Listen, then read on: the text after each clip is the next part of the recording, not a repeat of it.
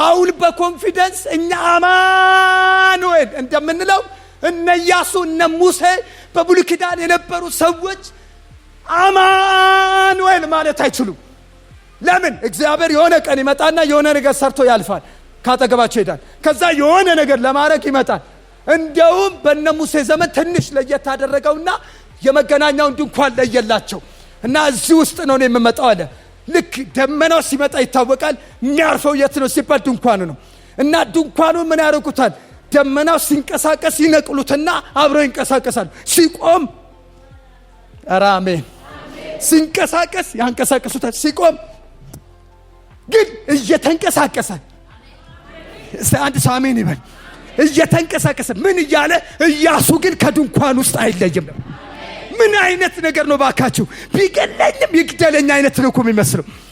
ሲቆም ይቆማል፣ ሲሄድ ይሄዳል። አንድ ቦታ ላይ ረጅም ጊዜ ከቆየ ድንኳን ውስጥ ኢያሱ አይጠፋም ነበር።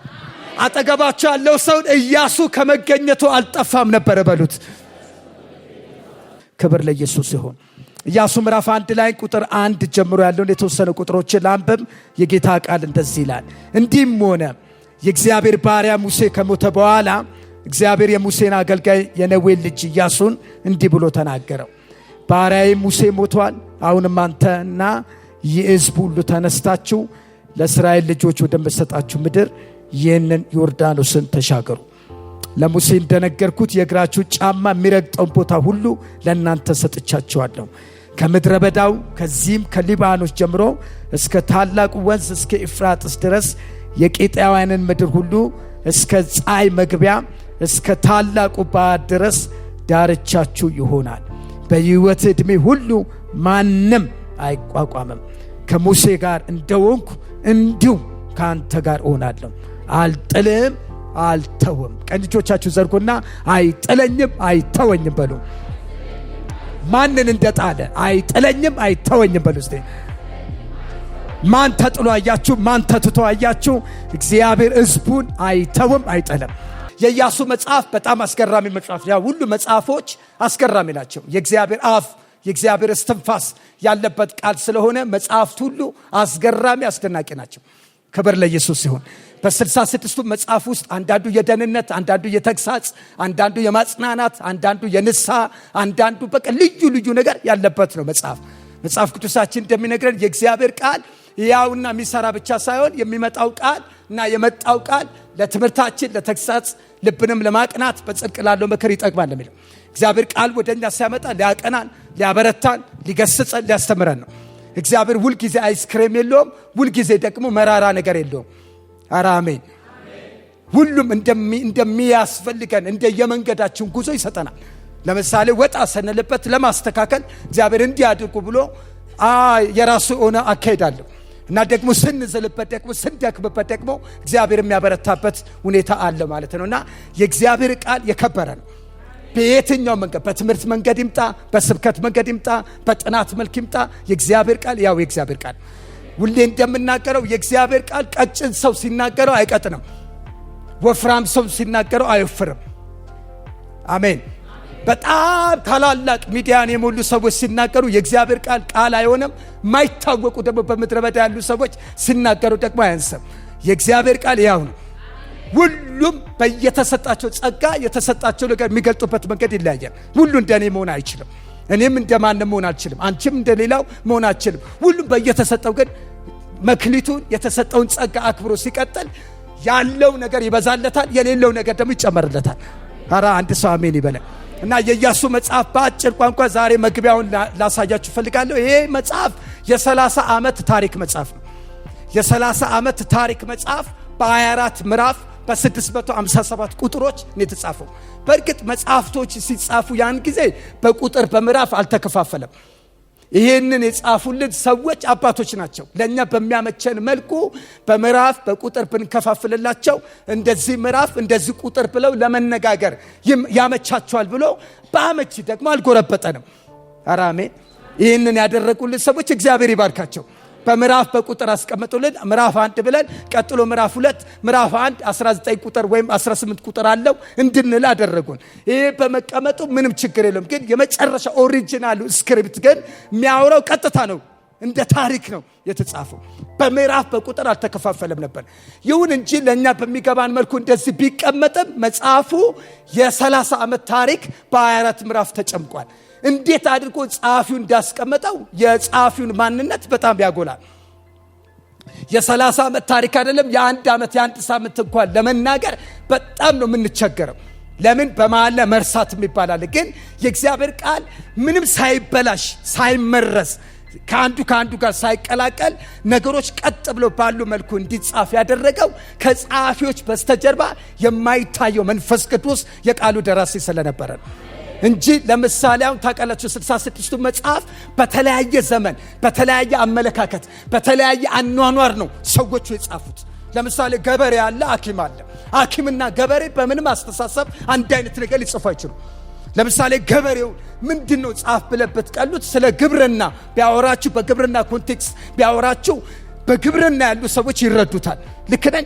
ሐኪም ደግሞ ሐኪም ጽፏል እንላለን። ሐኪሙ የጻፈው ነገር ሊረዳ የሚችለው በሐኪም ደረጃ ወይም በእውቀት ደረጃ ያለ ነው።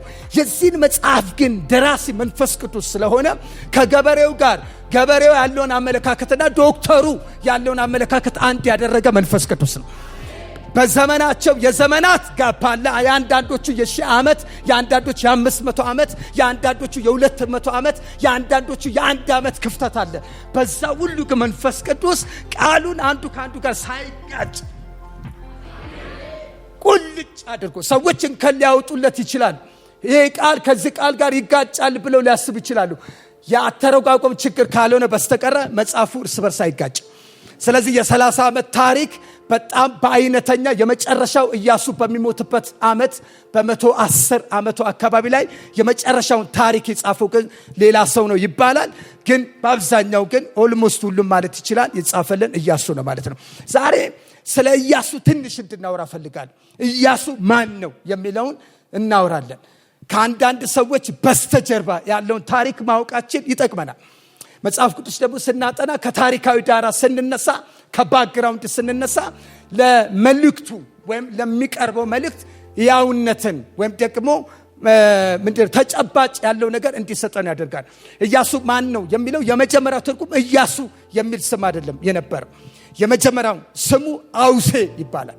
አውሴ ማለት ደግሞ በእርግጥ ሁለቱም ትርጉሞች ይቀራረባሉ። አውሴ ማለት ደህንነት ማለት ነው። ደህንነት ማለት ነው አውሴ። ከዛ ዘውልቁ ምዕራፍ 13 ላይ ሙሴ ከዚህ በኋላ አውሴ ሳይሆን ኢያሱ ትባላለ። ኢያሱ ደግሞ ያድናል ማለት ነው። እንደውም የዕብራይስጡ ቃል ምንድነው የሚለው? የሽዋ ይላል። የሽዋ ቀጥታ የሚወስደው ወደ ኢየሱስ ነው። አሜን። ከኢያሱ ጋር ኢየሱስ የሚቀራረበበት ነገር አለው። በደንብ ላሳያችሁ ፈልጋል። አሁን አንዳንድ ሰዎች የብሉይ ኪዳን መልእክቶች ለአዲስ ኪዳን ብዙ አይደለም ይላሉ እና አሁን አንዳንድ ሰው ከብሉይ ኪዳን ቃል ሲሰብክ ወይም የብሉይ ኪዳን ታሪክ ወይም የብሉይ ኪዳን ስብከት ሲሰብክ ሰው ኦልድ ነው ይላሉ። ግን እንደሱ አይባልም። ሰዎች ከብሉይ ኪዳንም ሰበኩ ከአዲስ ኪዳንም ሰበኩ፣ መጠቅለያው ግን ኢየሱስ ላይ ነው። እስቲ አንድ ሰው ጮክ ብሎ አሜን ይበለኛል። እና አንዳንድ ሰው አንደኛ ሳሙኤል ዳዊት ጎልያድን ገደለ እያለ ሊመቱ ይፈልጋል። ወገኖች ሆይ ከጎልያድ መውደቅና ከዳዊት መምታት በስተጀርባ የማይታይ እጅ አለ። ኧረ አንድ ሰው አሜን ይበል። በትንሹ መስራቱ ጌታን ያሳያል። ኧረ አሜን። በጣም በተናቀው ሰው መስራት ይችላል ማለት ነው ጌታ። ባልተጠበቀ ሰው መስራት ይችላል። የዳችሁ ስትመጡ ደግሞ የዳዊት ስርና ዘር የሆነው ኢየሱስ ከተናቀ ወገን መጣ፣ ከተናቀ ቤተሰብ መጣ። ሰው ሁሉ ከላይ ከሰማይ ሲጠብቅ እሱ ከብት በረት ተገኘ። ዘላለም የነበረው ጌታ መነሻ ያለው ይመስል በከብቶች በረት ተወለደ ይላል። አሁን ተመልከቱ፣ የዳዊትን ታሪክ አጥንታችሁ ዳዊትን የመጨረሻ ጎልያድን ጣለ ብሎ አይደመደመላችሁም። ከጎልያድ በስተጀርባ ያለውን ወይም ከዳዊት በስተጀርባ ያለውን ሌላ ነገር ያሳያል። ክብር ለኢየሱስ ይሁን። በአጋጣሚ ሆኖ ደግሞ ኢያሱ ከኢየሱስ ጋር በስምም በትርጉምም ተመሳሳይ ነገር አላቸው። ምንድነው ትርጉሙ ካላችሁ የሽዋ ያድናል ይታደጋል የሚል ሲሆን ኢየሱስም ደግሞ ኢየሱስ ትለዋለ ስሙን ሲባል የኢየሱስ ስም ትርጉሙ ያድናል ይታደጋል አዳኝ ነው ማለት ነው። አሜን። አሁን በኢያሱና በኢየሱስ መካከል ምንድነው ያላችሁ እንደሆነ ኢያሱ ለምድር የተጠራ ሕዝበ እስራኤልን ከገቡበት ባርነት ከገቡበት ከጭቆና በአባቶቻቸው ዘመን ለአብርሃም ለይስሐቅ ለያዕቆብ የተናገረውን ርስት ምድር ያንን ለማውረስ እግዚአብሔር በዘመኑ ያስነሳው መሪ ነው። ማን? ኢያሱ። ኢየሱስ ጋር ደግሞ ስታመጡ ማን ነው ያላችሁ እንደሆነ ከጨለማው መንግስት ከዲያብሎስ ግዛት ምድር ያልነበረንን ምድር እንዲኖረን ያደረገን ለዘላለም ርስት የጠራን ለጥቂት ረፍት ሳይሆን ለዘላለም ረፍት የጠራን አዳኛችን ኢየሱስ ይባረክ። ብዙ የመጽሐፍ ቅዱስ አዋቂዎች የኢያሱን መጽሐፍ ከዕብራውያን መጽሐፍና ከኤፌሶን መጽሐፍ ጋር ያገናኙታል። የኤፌሶን መጽሐፍ ስለ ርስት ያወራል። ልክ ነኝ? ርስት ተቀበልን፣ ርስት አገኘን፣ ርስት ወረስን፣ ወራሾች ሆነን አይልም ይላል። ኤፌሶንን የተማራችሁ ሰዎች አይልም ወይ? ወራሾችንን ተቀበልን፣ አገኘን፣ ጸደቅን፣ ተቀበልን ይላል። በመጨረሻም ደግሞ የርስት መያዣ የሆነውን መንፈስ ቅዱስን ተቀበልን ይላል። አንድ ሰው የርስት ባለቤት የመሆኑ ማረጋገጫ ውድብ ተናግሬዋለሁ። ለማረጋገጫችን የርስት ባለቤት መሆናችን ለዛኛው ባለቤት መሆናችንን ከመንግስት የሚሰጠ ካርታ አለ። ልክ ነው። አሁን ደግሞ የመንግስተ ሰማያት ወራሾች እንድንሆን ያደረገን ለዛ ነገር ያተመን የጠራን መንፈስ ቅዱስ ይባላል። ታተም ያለው የሚል አንድ ሰው አሜን ይበለኛል። ስለዚህ አሁን የተጠራ ነው ለጥቂት ረፍት ሳይሆን ሰንበት ለሆነ ረፍት ሳይሆን ለዘላለም ረፍት ተጠርተናል። አረ አንድ ሰው ጮክ ብሎ አሜን ይበለኛል። አጠገባቸው ለዘላለም ረፍት ተጠርተሃል በሉት። እዚህ መጽሐፍ ውስጥ ላይ በደንብ ደጋግማችሁ የምታዩት ቃል ትወርሳላችሁ፣ ትሻገራላችሁ፣ እሰጣቸዋለሁ። እንደውም ጌታ ስፔሲፊክ ነው የሚያደርገው። ጂኦግራፊካሊ አቀማመጡን ይነግራቸዋል። ከኤፍራጥስ ጀምሮ እስከ ምድር ጫፍ ድረስ ትወርሱታላችሁ ብሎ ጌታ ደጋግሞ ነግሯቸዋል። አራ አሜን አሜን። የኢያሱን መጽሐፍ ባጭሩ ምንድነው ብላችሁ ብትሆን የእግዚአብሔርን ታማኝነት ታዩበታላችሁ። አራ አንድ ሰው አሜን። እግዚአብሔር ታማኝ ነው በሉ። ለነፍሳችሁ ዕውቀት ንገሩ ደግማችሁ እግዚአብሔር ታማኝ ነው በሉ። እስቲ ለምን መሰላችሁ እግዚአብሔር ታማኝ ነው ያልኳችሁ? ለምሳሌ እግዚአብሔር የመጀመሪያው ርስት እንደሚሰጣቸው የተናገረው ለአብርሃም ነው። ዘፍጥረት 12 ላይ ይቺ የተኛ አባትን ለአንተና ለዘር እሰጣለሁ ብሎ የተናገረው እግዚአብሔር መጀመሪያ ዘፍጥረት 12 ላይ። ከዛ በኋላ ይሄንን ቃል ደጋግሞለታል። እሰጣለሁ ያንተ ናት ብሎ ደጋግሞለታል። ከዛ ይሄንኑ የተስፋ ቃል ደግሞ ለልጁ ለይስሐቅ ደገመለት። ልክ ነኝ? ይስሐቅም ደግሞ ሲጠራ በኪዳን ቃል ነው። ለአባትህ ለአብርሃም እንደተናገርኩት ይችን ምድር ለአንተና ለዘር እሰጣለሁ። ከዛ እንደገና ለያዕቆብም ይሄንኑ ቃል እግዚአብሔር ደገመለት። በዛ ቤተሰብ ተዘራረግ ውስጥ አንድ ነገር የሚወራረስ ነገር አለ። ሀብት ብቻ ሳይሆን ንብረት ብቻ ሳይሆን የኪዳን ቃል ደግሞ ሲወራረስ ታያላችሁ። ኧረ አሜን። አሁን ዝም ብላችሁ የእስራኤል ልጆች በግብፅ የቆዩበትን ዓመታት ብትቆጥሩ፣ የአብርሃምን ዕድሜ ብትቆጥሩ፣ የይስሐቅን ዕድሜ ብትቆጥሩ፣ የያዕቆብን ዕድሜ ብትቆጥሩ፣ የኢያሱን ከፊል ዕድሜ ብትቆጥሩ ኦልሞስት እግዚአብሔር ያችን የተናገረችዋን ምድር ለመውረስ 1000 ዓመታት ፈጅቷል። የ1000 ዓመታት ፕሮሚስ ይዘው ነው የእስራኤል ልጆች የተጓዙት። ለዚህ ነው አንዳንዶቹ የደከማቸው፣ አንዳንዶች የታከቱት፣ ተስፋቸው ወደዛ አንቀረው የተውት። ጳውሎስ እንደሚነግረን ብዙዎች በምድረ በዳ ቀሩ ይለናል። ልክ ነኝ? ከተገባላቸው የተስፋ ቃል ዘገዩ፣ ወደቁ ይለናል። ለምን? አንዱ እንዲወድቁ ያደረጋቸው በየመንገዳቸው የገጠማቸው ቻሌንጅ ነበር። ልክ ነኝ አይደል? በየመንገዱ የገጠማቸው ቻሌንጅ ነበር። ያ የገጠማቸው ቻሌንጅ በሙሉ አንዳንዶቹ ባለማመን፣ አንዳንዶች በመጠራጠር፣ አንዳንዶች እግዚአብሔር ላይ በማጉረምረም፣ አንዳንዶች ደግሞ በመሰሰን፣ አንዳንዶች ደግሞ ለእግዚአብሔር ባለመታዘዝ ምድረ በዳ ላይ ቀሩ ይላል። ግን የሆነ ትውልድ ግን እግዚአብሔር ስለተናገረው የተስፋ ቃል አብረው ከተስፋ ቃሉ ጋር የተጓዙ ያንን የተስፋ ቃል ወረሱ ይላል። አሁን ልላችሁ የፈለኩት 1000 ዓመት አንድ የተስፋ ቃል ቢመጣ አይደለም። እኛ እንኳን ደጋግሞ እግዚአብሔር የተናገረን ቃል ራሱ እየመረረን መጣ።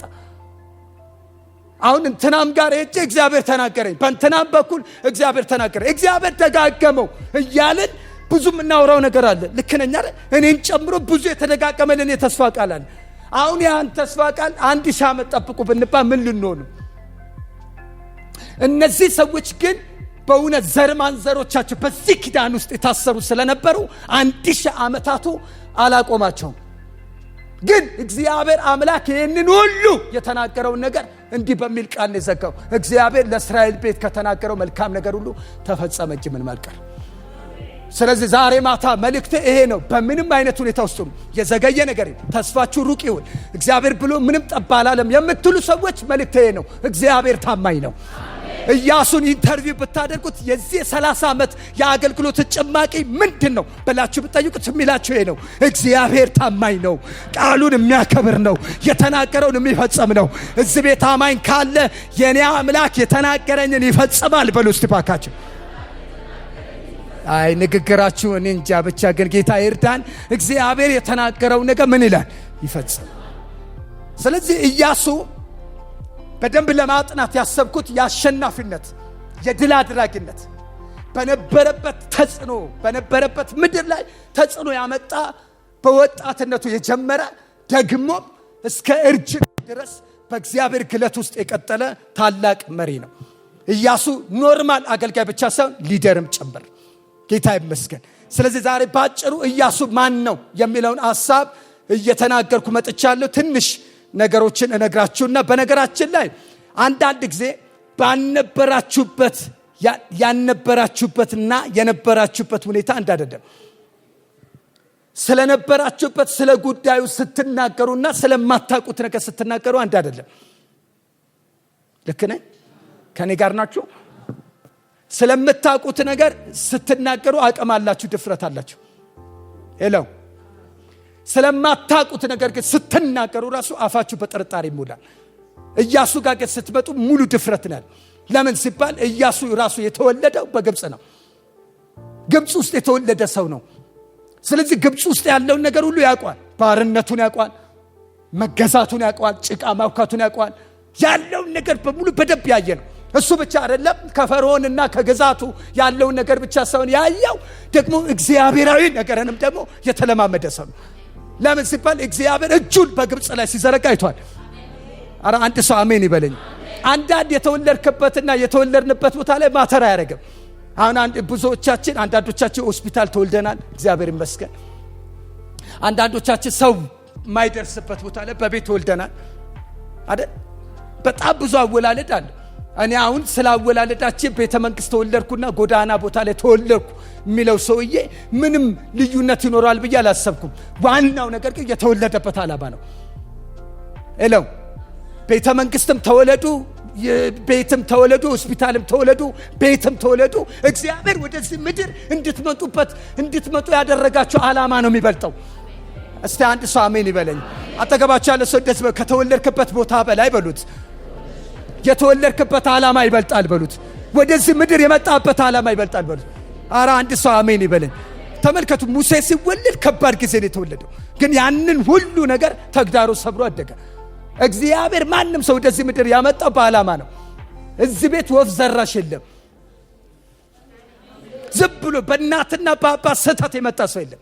እኔም ዝም ብዬ አልመጣሁም። አረ አንድ ሰው አሜን። ማንም ዝም ብሎ የመጣ ሰው የለም። በእግዚአብሔር ፕሮግራም በእግዚአብሔር ዓላማ የመጣ ህዝብ ነው ያለ። ስለዚህ አኗኗሬ ለየት ያደረገው አወላለዴና የተወለድኩበት ቤተሰብ አይደለም። እግዚአብሔር በዚህ ምድር እንድኖርበት። ለምንድን ነው አንዳንዶቻችን ከሞት ያመለጥ ነው? ለምንድን ነው አንዳንዶቻችን መሞት ነበረብን እኮ? እኔ ራሱ እኮ መሞት ነበረብኝ። ያለቀ ነገር የተቆረጠ ጉዳይ ላይ ነው እኮ እግዚአብሔር መጥቶ ዛሬ እንዲህ እንድቆም ያደረገኝ። ለዚህ ነው እኮ እኔ እኮ ዶክተር እኮ ነው ታሪኩ ብሎ ስም ያውጣል። ይሄ ታሪከኛ ተብዬ እኮ ነው ይወጣል። ኧረ አንድ ሰው አሜን ይበል። እግዚአብሔር የታሪክ ባለቤት ያደረጋችሁ ባሳለፋችሁ መንገድ ኤኒዌይስ ኢያሱ ብቻ በግብጽ የተወለደ ነው። በደንብ አይቷል። የእግዚአብሔርንም ምድሪቷ ላይ ያለውን ነገር አይቷል። እና ስለዚህ ስለማያውቀው ነገር አይደለም የሚናገረው፣ ስለማያውቀው ነገር አይደለም የሚመራው፣ ስለማያውቀው። ለዚህ እኮ ነው ታውቃላችሁ፣ በሙሴ ስር የነበረ ሰው ስለነበረ የሙሴን ኮቴ ይከታተላል። ሙሴ የሚያደርገውን ነገር በሙሉ ያያል። ስለዚህ ሙሴ ላይ ያለውን ጫና በደንብ ያውቀዋል። እና አሁን ትዝ ይላችሁ እንደሆነ የእስራኤል ልጆች ሙሴ አልሞተም ይላሉ። እሑድም ነግራቸው ብዙ ነገር ያው ከዚህ ከዓመቱ መሪ ቃል ጋር ነው እግዚአብሔር እያስተማረኝ እየነገረኛል። እና ብዙ ነገሮች እኮ አሉ እኮ ብዙ ነገሮች። ግን እግዚአብሔር አምላክ ሙሴ እንደ ሞተ መጀመሪያ ሹክ ያለው ለኢያሱ ነው። ለዚህ ነው ኢያሱ ፈራ የሚለው። ለዚህ ነው አትፍራ፣ እኔ ካንተ ጋር ነኝ፣ አብሬ ነኝ፣ አልጥልም፣ ጽና ምናምን እየደጋገመ የሚነግረው። ኢያሱ የፈራው ጠላት አይደለም። ለምን መሰለህ? ኢያሱ ተዋጊ ሰው ነው። ሙሴ ተራራ ላይ በወጣ ጊዜ ሙሴ ተራራ ላይ ወጥቶ እንትን ባደረገ ጊዜ እታች የሚዋጋው ዘጸአት 17 ላይ እንደሚነግረን ኢያሱ ነው። ኢያሱ ጦረኛ ነው፣ ተዋጊ ነው። በእግዚአብሔር መንግስትና በእግዚአብሔር ቤት በእግዚአብሔር ሕዝብ ላይ የሚመጣውን ነገር ነፍሱን የሰጠ ሰው ነው። ስለዚህ በደንብ ያውቀዋል። ጠላት አይፈራም። አሁን እኮ የኢያሱን መጽሐፍ ስታጠኑ ከ32 መንግስት ጋር ተጋጠመ ይላል። ፊዚካሊ እኮ ነው ጦርነቱ። ሄሎ ከ32 መንግስት ጋር የተማታ ሰው ጦርነት ያደረገ ሰው መቼ ነው ጀምረው ያላችሁ እንደሆነ ገና ኢያሱ የጥበብና የእውቀት መንፈስ እላዩ ላይ እንዲያርፍበት ሲያደርግ፣ ኢያሱም ደግሞ ኮቴ እየተከተለ በሙሴ ስር ሆኖ እየቀጠለ በደንብ የእግዚአብሔር ነገር በደንብ ገብቶታል። አረ አዲስ አሜን ይበል። አሁን ፊዚካል የሚታየው ሙሴ ነው። ሙሴ ከግብፅ አወጣ። ኢያሱ ደግሞ ማውጣት ሳይሆን እንዲያስገባ ተጠራ። አረ አሜን። ስለዚህ ሙሴ የሚሞት አይመስላቸው። ተስፋቸው ሙሴ ነው። መሪያቸው ሙሴ ነው። እግዚአብሔር ፊት ለፊት የሚያናገረው ሙሴ ነው። እግዚአብሔርን የሚያውቁት በሙሴ በኩል። ልክ ሙሴ ሲሞት እግዚአብሔር የሞተን ይመስላቸው። አጠገባቸው ያለ ሰው መልእክትን ንገሩልኝ። ሙሴ ሞተ ማለት እግዚአብሔር ሞተ ማለት አይደለም በሉት። አሜን ነው። ሙሴ ሞተ ማለት እግዚአብሔር ሞተ ማለት ልክ ነው። መሪ ነው፣ ይከበራል። የእግዚአብሔር አፍ ነው፣ ይከበራል። እንደ ሙሴ አይነት አገልጋይ የለም ብሎ እኮ ነብይ የለም ብሎ እኮ እግዚአብሔር የመሰከረለት ሰው ትሁት ነው ያለ ሰው። ግን ሙሴ ሞተ፣ እግዚአብሔር ግን አልሞተ። ኧረ አሜን። ስለዚህ ኢያሱ የፈራው የሙሴ ወንበር ላይ መቀመጥ እንጂ ጠላት አይደለም። ለዚህ ነው እግዚአብሔር መጣና ባሪያ ሙሴ ሞቷል፣ አንተ ተነሳል። እኔ ተነስ፣ ጊዜው ያንተ ነው። ለምንድን ነው የምነሳው? ይህንን ህዝብ ታስገባለህ። አንዳንዱ ታወጣለህ ይለዋል፣ አንዳንዱ ታስገባለህ ይለዋል። አንዳንዱ የክብር ዕቃ ነው፣ አንዳንዱ የውርደት ዕቃ ነው። የውርደት ዕቃ ነው ማለት እግዚአብሔር አይጠቀምበትም የለበትም ማለት አይደለም። አሁን እኛ ቤት ውስጥ ሁለት አይነት ዕቃ የለም። የሳሎን ዕቃ አለ፣ የኪችን ዕቃ አለ። የለም የኪችን ዕቃ የለም። ማን ነው የኪችን ዕቃ አውጥቶ ሳሎን የሚያስቀምጥ? በጭራሽ የለም። ሳሎን የሚቀመጠው ግን ያማረ የክብር ዕቃ ነው። አንዳንዱን የክብር ዕቃ ያደርገዋል፣ አንዳንዱ የውርደት ዕቃ ያደርገዋል። ሁለቱንም ግን ለዕቃ ከፋይ እግዚአብሔር ብቻ ነው። የውርደት ዕቃ የኪችን ዕቃ ነው ተብሎ ማንም አይንቀውም፣ ማንም አይጥለውም። ግን አንድ ነገር መሆን አለበት። የክብር ዕቃ ሆኖ እንዲቀጥል እዛ ቦታው ላይ ያለበት ቦታ ላይ አገልግሎቱን መስጠት እንዲችል ግን ራሱን መጠበቅ አለበት። አሜን። ራሱን ከጣለ ግን የኩሽና ዕቃም አይሆንም፣ አውጥቶ ይጣላል። ሃሌሉያ። ምን ማለት ነው? ለአንዳንድ ለሚታዩ መልካም ነገሮች በስተጀርባ ማይታዩ ሰው ማይቆጥራቸው ሰው ማያያቸው አለ። ግን እግዚአብሔር በጊዜው ያወጣል። ኢያሱ እንደሱ አይነት ሰው ነበር። ከስር ኮቴ ሂድ ሲለው የሚሄድ፣ ውጣ ሲለው የሚወጣ፣ ተዋጋ ሲለው የሚዋጋ እንዲህ አይነት ሰው ነበር። አሁን ግን እግዚአብሔር ዘመን አመጣለትና ተነሳል፣ ይህንን ህዝብ ታሻግራል። ለማን እንደሆነ አላውቅም። ይሄ ወር በእውነት በእግዚአብሔር መንፈስ ሆኜ እናገራለሁ፣ የሽግግር ወር ነው። ከሆነ ነገር የምንወጣበት ወር ነው። ክብር ለኢየሱስ። በግብፅ የተወለደ ብቻ ሳይሆን በግብፅ ያደገ ባርነትንም ያየ እግዚአብሔር ያደረገውን እያንዳንዱን ታምራት በአይኑ ያየ ነው። ይሄ ብቻ አይደለም። ፋሲካ የሚባል በዓል አለ። ይሄ ፋሲካ በዓል ላይ ደግሞ በክብር የተገኘ ሰው ማን? ኢያሱ። በክብር የተገኘ ሰው ነው። በክብር የተገኘ ሰው ነው። ይሄ የፋሲካ በዓል ሞት እያለፈ እንኳን ዘነበ፣ የበረከት ዝናብ። አሁን እንደዚህ በሙቀት ተቃጥለና ነበር። የበረከት ዝናብ ማለት እንደዚህ ነው። ክብር ለኢየሱስ። እና ሞት የግብፅን በኩር እየፈጀ ሲሄድ የእስራኤልን ቤት እያለፈ እንዲሄድ ያደረገው በሩ ላይ የተቀባው መቃኑ ላይ የተቀባው ደም እንዴት ምልክት እያደረገ እንዳለፈ በአይኑ አይቷል። በዛ ወቅት ደግሞ በፋሲካ በዓል የሚገኝ ሰው የተመረጠ እድለኛ ሰው ነው። አሜን፣ አሜን። ሁለት ነገሮች ልጨምርና ልጠቅልል መግቢያ ስለሆነ ዛሬ ኢያሱ በጣም ትልቁ ኳሊቲ ምን እንደሆነ ታውቃላችሁ? ከድንኳኑ የማይለይ ሰው ነበር። ኧረ አንድ ሰው አሜን ይበል። መጽሐፉ ሲናገር ኢያሱ ይላል ከድንኳኑ አይለይም ነበር። ድንኳኑ የእግዚአብሔር ክብር መገለጫ ቦታ ነው። ደመናው የሚያርፈው አሁን ብዙ ጊዜ እያወራን እኮ ነው። ሰዎች ላይ ደመና አያርፍም።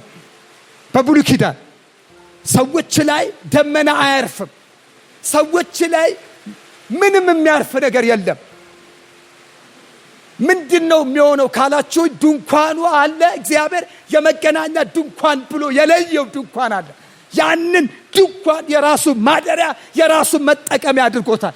እዛ ቦታ ላይ የሚገኙትም ደግሞ የተመረጡ የተለዩ ሰዎች ነው። አሁን እኮ እኛ እኮ ቀለለብን። መንፈስ ቅዱስ አንቺ ውስጥ አለ፣ መንፈስ ቅዱስ አንተ ውስጥ አለ ስንባል ቀለለብን እንጂ የመጀመሪያዎቹ እኮ ይህንን እድል አላገኙትም።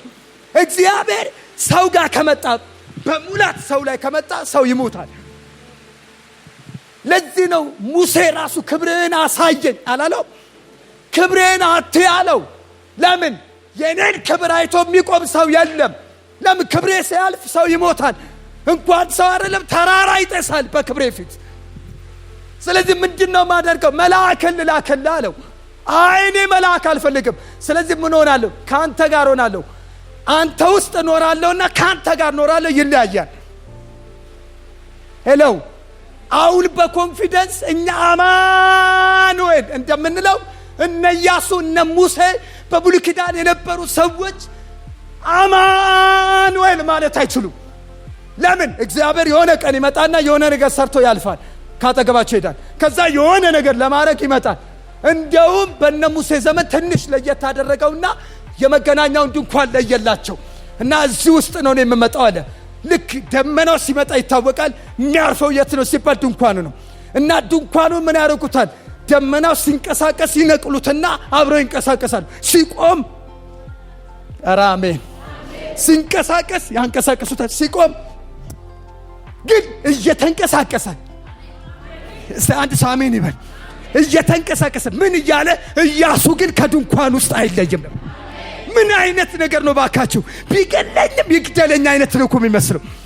ሲቆም ይቆማል፣ ሲሄድ ይሄዳል። አንድ ቦታ ላይ ረጅም ጊዜ ከቆየ ድንኳን ውስጥ ኢያሱ አይጠፋም ነበር። አጠገባቸው ያለው ሰው ኢያሱ ከመገኘቱ አልጠፋም ነበር በሉት። ስለዚህ የዛሬ መልእክት ይሄ ነው። ከድንኳኑ አትጥፉ፣ ከመገኘቱ አትጥፉ፣ ከቤቱ አትጥፉ። ከማይመች ሁኔታ ይልቅ የሚመች የእግዚአብሔር የመገናኛ ድንኳን ይበልጣል። ለዚህ ነው እነ ዳዊት ብንጣልም እንጣል የት? ቤት መቅደስ አንተ ያለበት ቦታ ላይ እዛ ብንጣል ይሻለናል። ኧረ አንድ ሰው አሜን። ስለዚህ ኢያሱ ምን አይነት ሰው ነበር ብላችሁ ዝም ብሎ ጸሐፊ ብቻ አይደለም። ከድንኳኑ የማይለይ ሰው፣ ሲቆም ይቆማል፣ ሲሄድ ይሄዳል። እግዚአብሔር አለው ሲል አቤት ይላል። ኧረ አሜን። እንደውም መጽሐፉ ሲናገር በጣም ትረስት የሚያደርገው ሙሴ ኢያሱ ነው። ተመልከተ ደግሞ ድንኳኑ ላይ ብቻ አይደለም። እግዚአብሔር አንዳንዴ ደግሞ አሰራሩን ለወጥ ያደርጋል። ድንኳኑ እንዳይለመድ ለማዳ ሕዝብ ስለሆነ እንደ ኢትዮጵያዊ እንዳይለምድ እግዚአብሔር ደግሞ ምን ያደርጋል? አንዳንዱ ነገር ደግሞ ተራራ ያደርገዋል። አሁን ተራራ ላይ መጣል ሌላ ተራራ ላይ የሚፈልጋቸው ሰዎች አሉ። ተራራ ላይ ሁሉም ሰው አይገኝም። ማንም ሰው ተራራ ላይ አይገኝ። ተራራ ላይ የሚገኙ ሰዎች ለእግዚአብሔር የቀረቡ ናቸው። እና ተራራው ላይ ቀርቦ ሚስጥር ምንም ህዝቡ የሚተዳደርበትን መተዳደሪያ ደንብ ሕገ እስራኤል ሕገ ደንብ የሚረቀው የት ነው ሲባል ሲና ተራራ ላይ። እዛ ሲና ተራራ ላይ ሕጉ ሲመጣ ከተገኙ ሰዎች መካከል አንዱ ኢያሱ ነው። እግዚአብሔር ድንኳን ውስጥ ተራራው ላይ እንድትታጡ አያርጋችሁ። አረ በደም ጮክ በሉና አሜን በሉ። ለዚህ ነው ዳዊት ሲናገር አቤቱ በድንኳን ውስጥ ማን ያድራል? በተቀደሰው ተራራ ማን ይቆማል? ማን ይኖራል? ተራራ ላይ ማን ይኖራል? እግዚአብሔር ያረፈበት ተራራ ላይ ማን ይኖራል? እጆቹ የነጹ አሜን። በአንደበቱ የማይሸነግል ተራራ ላይ ይቆማል። ኢያሱ እንዲህ አይነት ኳሊቲ የነበረው ሰው እግዚአብሔር ይርዳን። መንፈስ ያለበት የጥበብ የእውቀት የማስተዋል መንፈስ ያለበት እጁ ጫነበት ይላል። አሜን። መጽሐፍ ቅዱስ ላይ ሁለት አይነት እጅ መጫናል። አንዳንዱ ለክፋት እጅ ይጭናል እንደ ሄሮዶስ አይነት፣ ደግሞ እነ ሙሴና እና ሐዋርያ ጳውሎስ ደግሞ እጅ ጫኑ። እጅ ሲጭኑ የሚተላለፍ ነገር አለ። ምን ከሙሴ ወደ ኢያሱ ኢምፓርት ምን ሲባል ጥበብ፣ ዕውቀት፣ ማስተዋል ይሄ የጀመርከው መንገድ እንድትሄድ የሚያደርግ። በነገራችን ላይ በምንም ትራንስፖርት ከሆነ ቦታ ላይ ተነስተን የሆነ ቦታ ልንደርስ እንችላለን። ሄሎ የፈለግነው አገር፣ የፈለግነው ዓለም፣ የፈለግነው ክፍለ ሀገር፣ የፈለግነው ቦታ መነሻችንን ካወቀን ምንሄድበትን ካወቀን እንደሱ ማድረግ እንችላለን። ወደ ተስፋ ቃላችን ግን የምድር አይነት ትራንስፖርት አይደለም የሚያስፈልገው። እግዚአብሔር ወደ አየልን ዴስቲናችን የምንሄደው በመንፈስ ቅዱስ፣ የጥበብ መንፈስ፣ የእውቀት መንፈስ፣ የማስተዋል መንፈስ በጌታ በኢየሱስም ዛሬ ማታ ያገኘን። ጥበብ የሞላበት ነበር ይላል። ለዚህ ነው እኮ ከ12 ሰላዮች ኢያሱና ካሌብ የተለዩት። ጃይንት መንፈስ ነበራቸው። ኢያሱና ካሌብ ብቻ ብሎ ከሰማይ ተወሰነ። እሱና ትውልዱ ዘሩ ብቻ ነው የሚወርሱት ተባለ። ምን ሲባል ሽንፈት አወራ። ድንኳኑ አካባቢ የዋለ ሰው ሽንፈት አወራ። ተራራ ላይ የቆመ ሰው አራ ኢየሱስ ጌታ። ደቀ መዛሙርቱ ከኢየሱስ ጋር ተራራ ላይ በዋሉ ጊዜ ምንድን የሆኑት? ከተራራው ከሰማይ የመጣ ድምፅ ነበር ይላል። ማን? ሙሴ፣ ኤልያስ አይደለ ታዩአቸው ይላል። ለዚህ እኮ ነው ወዲያውኑ ብንን ሲሉ ጌታ ሆይ በዚህ ሞለኛ መልካም ነው አሉ።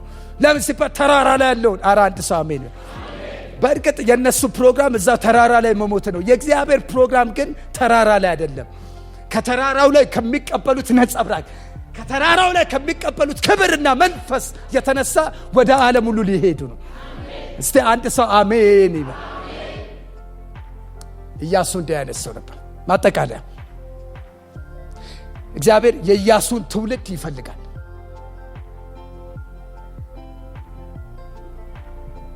በረፍት የተሞላ ትውልድ፣ አምላኩ እግዚአብሔርን በሙሉ ኃይሉ የሚያምን ትውልድ፣ ይፈጽምልኛል ብሎ ፋይት ለሚያድርግ የተዘጋጀ ትውልድ ይፈልጋል። እውነተኛ የክርስቲያን ኑሮ የሚጀምረው ከድል አድራጊነት ነው። ክርስትና በሽንፈት አልተጀመረም። አቤት! ክርስትና በሽንፈት አልተጀመረም።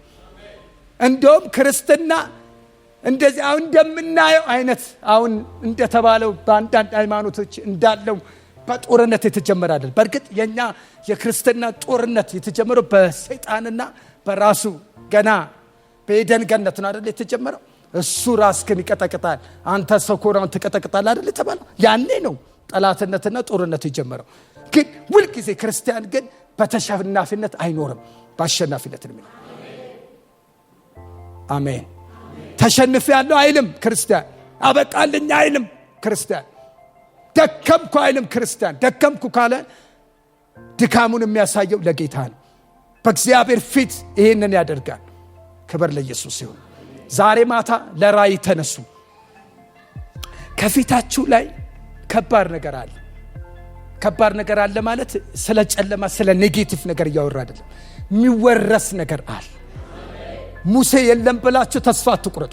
አንዳንድ ተስፋ ያደረጋችሁ ሰዎች ያስገቡኛል፣ ያወርሱኛል፣ ይሰጡኛል፣ እንዲያደርጉኛል ያላችሁ ሰዎች እግዚአብሔር ከዛ ላይ አይናችሁን አንሱ። አዲስ አሰራር አለው።